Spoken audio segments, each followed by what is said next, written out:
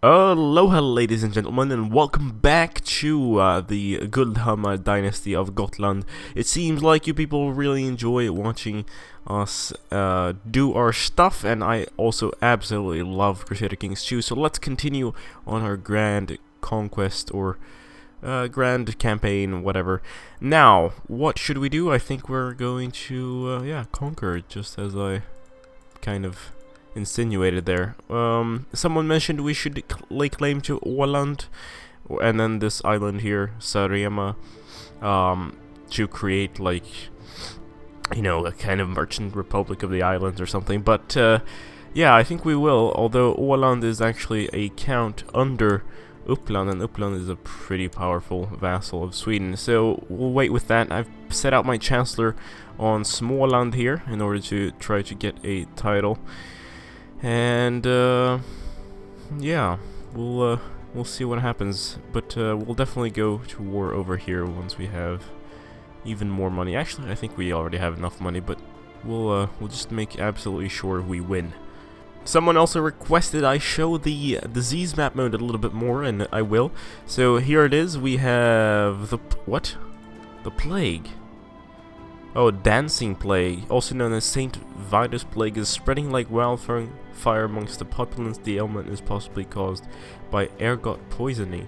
That's interesting. I've never heard of that. So that's not the Black Death. That's not, you know, the plague, but this is the dancing plague or something. We've got some smallpox in Normandy and in the southern parts of England there, and we also have consumption, which is tuberculosis spreading in Denmark and Skåne here, which is part of Denmark at this moment. And down here, what do we have? Camp fever in Tunisia, and also in India and the Bengal regions. Something I've completely forgotten to mention is how incredibly amazingly they've optimized this particular DLC, or just the game in general, because this is also applied to the free patch. A Reddit user reported that the runtime of a whole campaign has gone down by 43%. So especially in late game, we're not in late game right now, the game just runs a lot faster, but I can already notice, like, we're in the 1100s, and I feel definitely that the game is running so much better than before, and it's just, brilliant.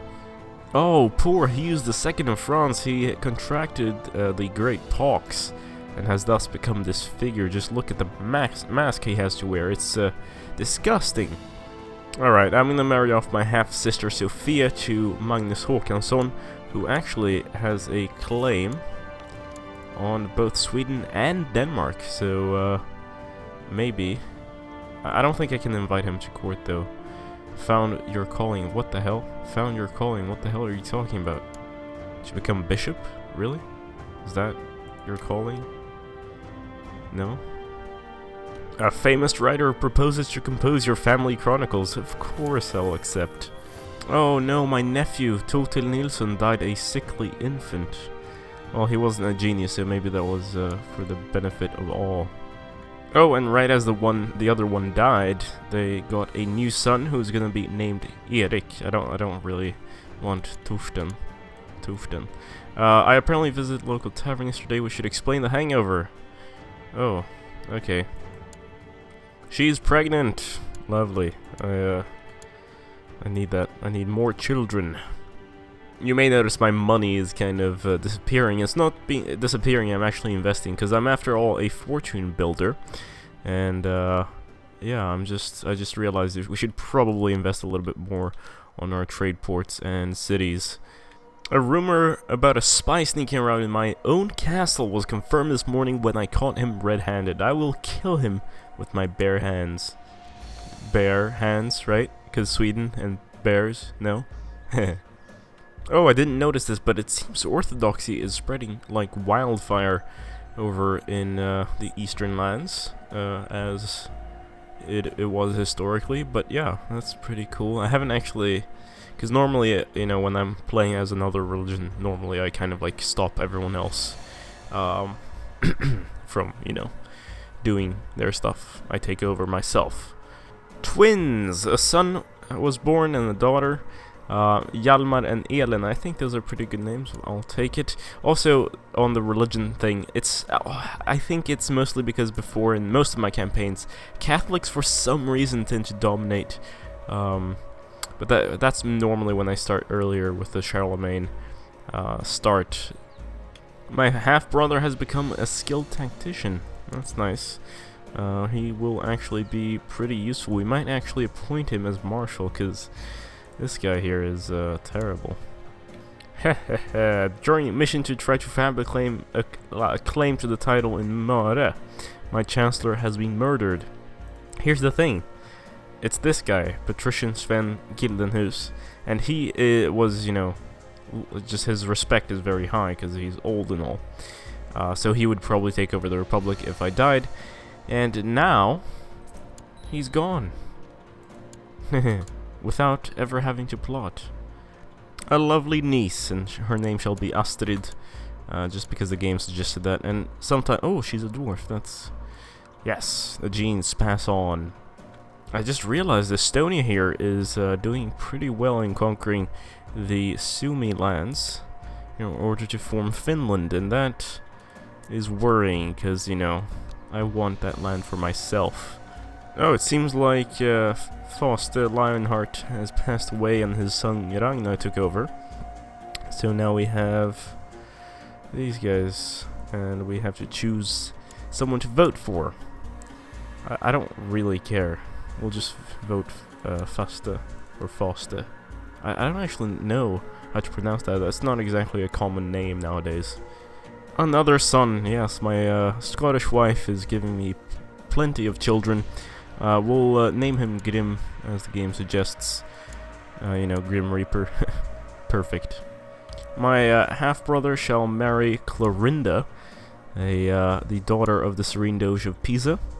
So I think that's a pretty good alliance. Not that he'll ever come to my aid, but, you know, it's just nice to have connections in the mercantile world.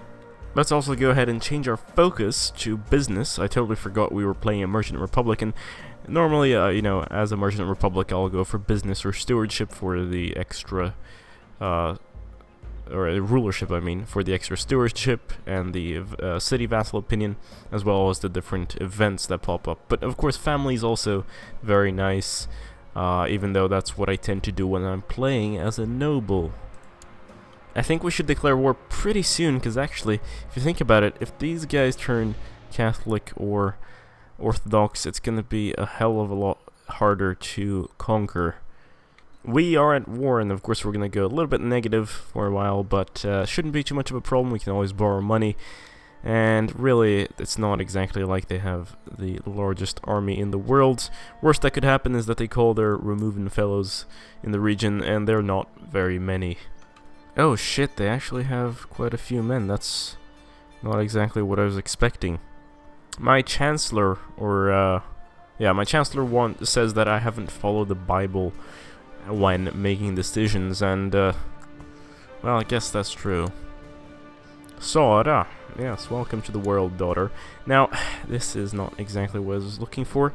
The thing is, one of these, at least, is that, yeah, the Coronian army is not, or is it Mariaburg? It's not actually part of our war, it's the other war.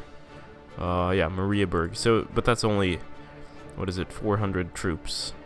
Still, I need them to split up. This is it. They're sieging down Gotland. We might lose this, but they have this army over here. So, I don't think they're actually flushing that one to that side. I'm not sure, though. I wish it actually said, like, boarding ships. Time to borrow money. We are running out. Only 2 months left on this. 300 should give us a fair bit amount of time. They're finally, like, splitting their forces in stupid ways. Oh, wait. Shit. This might be bad. Oh, crap. Oh, man. We're screwed. Absolutely, totally screwed.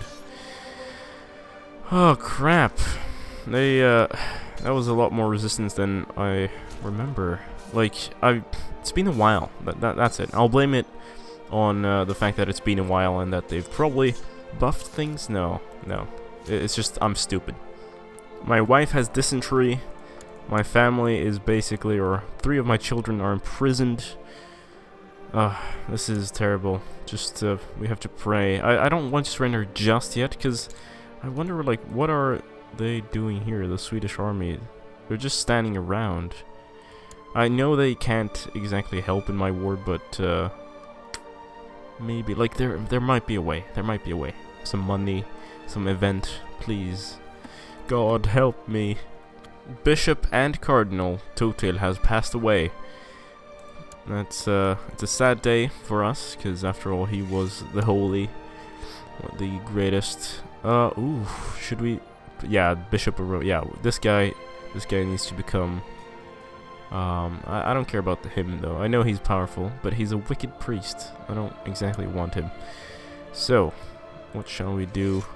We shall research cultural tech as always, and continue on our business.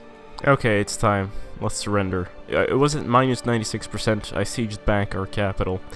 And, well, I really don't think we stand any chance at all. Let's start making back our investment. That was a bad idea, but you know, we're playing kind of historically, not for world conquest, even though I tend to rail off in that direction towards the end of campaigns. But as of now, you know, we're kind of doing a little bit of role play. So my wife ended up having the flu, and the new bishop and also court physician with level 22 learning completely botched her treatment. You know, just it's the flu, and he made her blind and severely injured. That's just ridiculous. But you know, I'll talk some sense into him. I don't exactly want to punish him too much.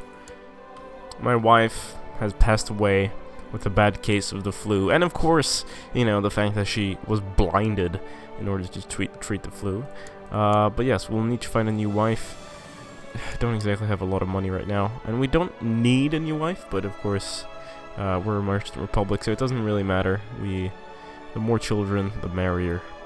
And of course, the terrible Linda the Unfaithful of Östergötland declares war on us for Gotland. I will accept your war declaration, but you know, how many troops can you muster, and how many can I muster?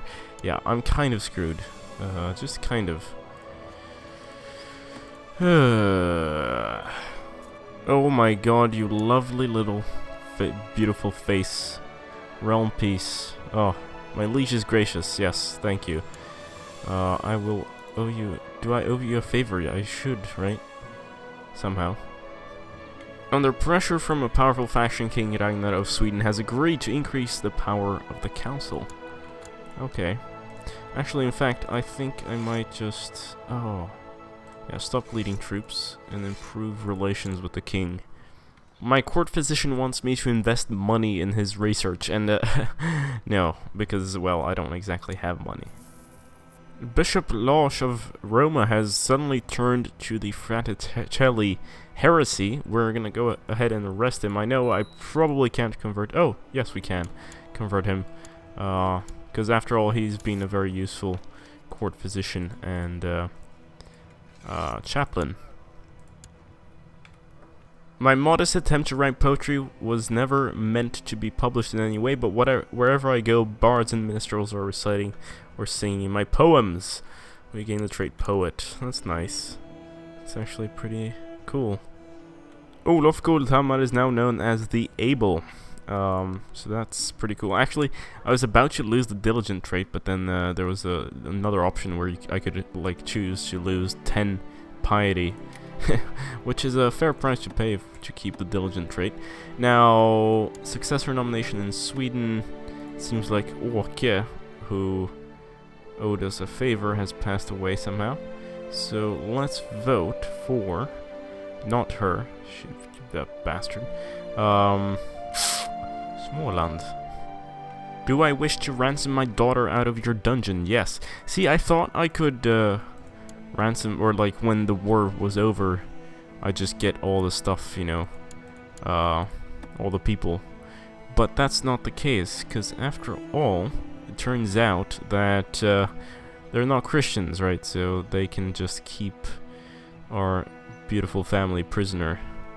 The Buddhist Ramadatta has actually been imprisoned along with the rest there, so poor her. I don't think I'm gonna actually ransom her. Can we do that? Ask to ransom? 10? That's kind of expensive. Okay, I'm really confused. I didn't get an event, but somehow 150 gold just appeared in my coffers. That is actually really fucked up. I'm really confused.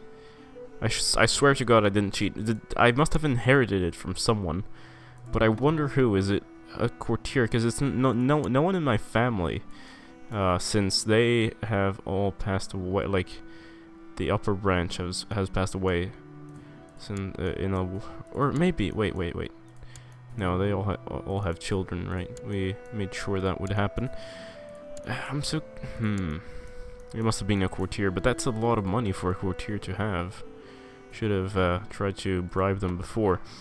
Yes, we're gonna get our daughter back. I feel so bad about doing this because this guy might actually, he's profiting so much. Look at the gold he has. Like, one child of mine is 2 years of income for him. Or wait, no, 4 years. Now here's a useful alliance. Our daughter with the High Chief of Pereyaslav. I hope I'm pronouncing that correctly, but I'm probably not. And Pereyaslav is actually a pretty powerful vassal here. They have a levy of 3,000. They own all of this and that. And I do think they might actually be the ones to form Rus first. I mean, they're very close.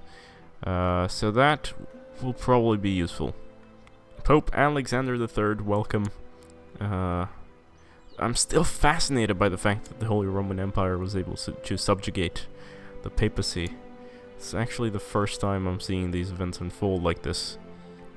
Treacherous king has formed an alliance with the Danes. Not exactly what I wanted. Not that it matters much. We didn't exactly conquer what we wanted either. So yeah, we'll get our money back to 350. We'll repay the Jewish merchants, and then we'll start rebuilding again. That's 10 years of Olaf's life wasted there, and it's probably going to take another, 10 years to recover from it. It seems like I'm never going to get my brother's wife or my nieces out of prison, because this guy just hates my guts and hates them as well. The king is dead. Long live the king! Now, who is the heir? Ragnar. Have they changed it yet? No, it's still elective. Still Cognatic. And we're definitely not gonna be inheriting the kingdom in the coming years. You know, my wife passing away and all, at least now we have children with claims on Scotland. I doubt that we'll ever be able to use it, now that we fucked up so bad, but who knows. And as I was speaking about that, I just didn't read this, but yes, Uppland's calling us into some war. A rebellion against the king and his tyranny. I'm just gonna decline and stand in the sidelines. I really don't want war right now. Council power increases. Thank you. I knew it. That bastard took my brother's wife as his concubine, and now my Nils has come back to Gotland in despair. He's actually the heir of the grand city of Närke, so that's quite interesting. Anyway, yeah. What to do? Of course we're gonna marry you off, but to whom? Someone half his age sounds perfect. She's quick and very intelligent, so we'll take her. Now, what else? Yes, I started a faction for Yavlkind succession. Of course, it's not exactly gonna work, but we'll see. It really depends how this the whole rebellion thing goes here. They are retreating and losing after all.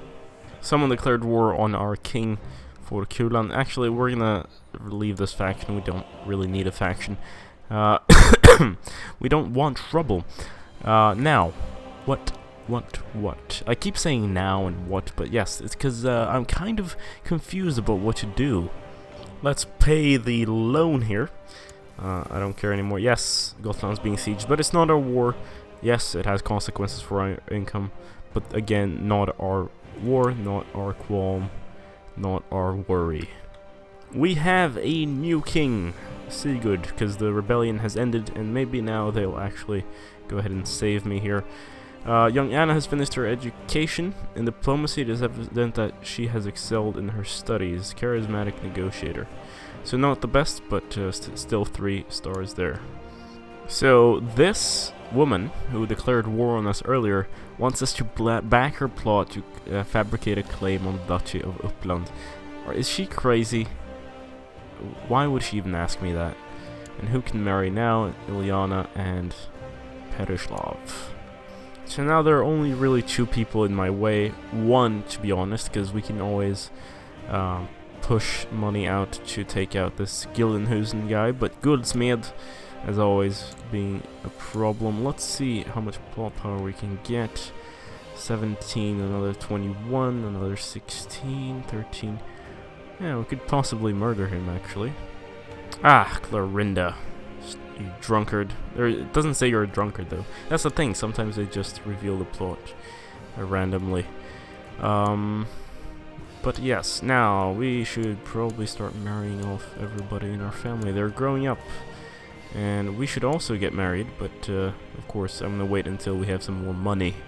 Oh, he's dead, but of course they know who it was, and it totally makes sense. Now, we should just invest a little bit more money. We'll be ahead of the campaign, and we'll inherit, or we'll make sure our dynasty continues to rule over Gotland. Nils, my half-brother and heir, has another son, and he shall be called Andreas. The prosperity of Närke increases if we do this. I'll do it. Let's actually check out the symbol. We still have carriages? Or maybe it's like 2 prosperity things until you actually go to flourishing. We don't have a hospital here yet. Maybe we should have one. Crusader Kings, Deus Vult, yes. The Age of Crusades begins, although I don't know how the Catholics will fare. The Reconquista isn't exactly going as fast as it tends to go in my games, and well, most of the East right now is still Remuva and Slavic, and of course, yes, Orthodox, but I mean, these things are still around here, which does not happen very often in my games. Oh look, this is actually pretty cool. The first Grandmaster of the Knights Templar is Swedish, and his name is Hjalmar, a lowborn. Not greatly skilled, though. Weak and a misguided warrior. Wow, how were you found and appointed? And so it begins, the Crusade for Jerusalem. Pope Alexander III calls it, and should we join? I don't know. We're very small. We want to expand over here first. My daughter for a duke in the Byzantine Empire sounds pretty good to me. My daughter has passed away, and our alliance has broken down with the Russians.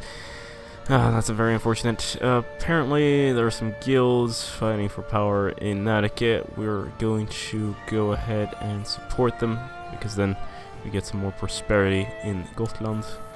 But yeah, we'll have to find another way then to keep this alliance. It was very useful. We'll just send our other daughter. Perfect. I mean, that's what you do. That's what you have daughters for, right? King Sigurd claims to have proof that I slandered him. Just cause for arrest and imprisonment. That is the stupidest shit I've heard in a while. But yes, let's... Oh, you don't like me? Can I send you money? Send a gift. 24. My bishop and court physician has become a renowned physician. Perfect. That means we probably have like one of the best in Europe and the entire world taking care of us. One of my patricians is inviting me to a feast. Of course I will come. We have married Elin, part of the dynasty that invited us to the feast there. She's nobody, but you know, we don't exactly... I don't feel like we need to marry anyone from a larger house at the moment. We could organize an expedition to a foreign land for more money. I don't really have that much money, so my money has better uses, unfortunately. What? No way! I thought I thought, you know, we were only 46 years old. This was not what I had expected. Niels Goldhammers has been elected the new Grand Mayor of the Great Republic of Visby. Stenschild is no longer Marshal for Grand Mayor Nils. Duke Nils is no longer steward for Count Olof. And Grand Mayor Olof has given the ghost at age 46. He died a natural death. Although not especially blessed, we hope Olof find peace in the afterlife. Grand Mayor Nils, being both thrifty and frugal, the realm will surely prosper under his rule. Long live Grand Mayor Nils. So be it. Let's pause right there. This is it. This guy is going to turn around. We are going to conquer with him. The Empire of Visby rises. A woman accused of witchcraft in Närke has been dragged before your court. Several witnesses have seen her performing dark rituals in her secluded hut, possibly related to recent crop failures. She claims innocence, and it falls on you to determine her fate. Let's throw her in the dungeon, because this would give me a tax modifier minus 50% for a whole year. Although 50 cultural tech points is quite a bit. So actually, yeah, let's take the cultural tech. We are going to try to pass marginal status of women so that they can hold the office of spy master. I imagine a lot of people will vote no, but we'll just we can make them get favors from us in return. So buy favor, no, we can just. Oh, this one we can't, yeah, but the others we can. Oh, they rejected it. I didn't even have time to implement it. Damn it. You know, actually, yeah, I've been forgetting how Conclave works. You have to, you know, get the favor before, like call in the favor before you actually click vote. But whatever, we'll get diligent here. I thought we already were diligent. Doesn't matter. It's just pretty good. Anyway, so that's another 10 years wasted. Actually, this is just once a lifetime, right? Oh yeah, no, 10 years, okay. Okay, it's time. The war against this guy has ended on the part of Sweden, so we are going to attack him. He only has 900 troops. He might call in the other Remova people, but right now, there are not many, so let's go ahead and declare a holy war here. I asked the king for a position on the council, and he refused, that bastard. I'm the best steward you could possibly have. Even probably the best marshal, so I don't understand. What a shame. He'll regret this. Commander, you refuse my request for a position in your council, and then you offer me commander. No way. There we go. A seat in your council. That's what I wanted. You understand me now. Yeah, so I attacked a little army, this army over here, and it turned out that I forget that pagans have a bonus fighting on their own terrain, their homeland, so we were almost crushed there. But of course we have some money left, so we can just hire mercenaries. It's time! Oh, my voice. Quite unfortunate there, but we're they're totally beaten. Let us take that province. Oh, yes. Yes, we expand. Let's ask our liege for land for one of our unlanded sons. Let's see. Oh, he's a count now. Count of what? Vadent. That's very interesting. So, my son Eric now has his own land. Okay. Very Swedish spelling there, or grammar mistake. My liege made sure to mention that I should remember this in the future when he requires a favor in return. Blessed be his name. Count Eric is no longer steward for Grand Mayor. So we finally have someone that's not, or like someone in our dynasty is not a merchant anymore. They are a proper noble. That is quite an achievement in and of itself. So that's that. I wonder how much more I can ask for. If this guy becomes duke, that would be amazing. My court physicians, suggest we create a system of provincial apothecaries. Apothecaries? Yeah, like apotek, right? In Swedish, obviously. Everyone knows Swedish, right? So, the health of your subjects would improve significantly. In turn, they are sure to be more productive. Only 90 gold for 50 prestige and a boost. I will take it. The crusade for Jerusalem fails. I mean, what did they expect, really? Ah, a classic merchant event, the Great Ball. I wasn't invited to, because this guy doesn't like me.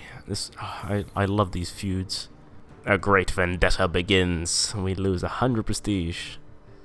Okay, this is really strange. It says that I'm gonna lose 97 prestige from marrying my daughter to the Serene Doge. I don't know. Sounds odd, but I'll do it anyway. My other daughter and the High Chief of Pomerania. Yes, please, and now he's a Catholic, so I will take that any day. Riot in Gotland, of course, because, you know, that's what happens in Romeo and Juliet. Oh, man, imagine if we had a Romeo and Juliet event. That has never fired off for me before. It would seem like 20 years is really just the limit of what we can squeeze in an episode, you know, all these events and wonderful things happening in our little realm that is expanding, and I hope that Nils will continue the expansion in the next episode. As of now, thank you so much for watching. Don't forget to leave a like, it really helps me out. Subscribe if you haven't already, and as always, farewell.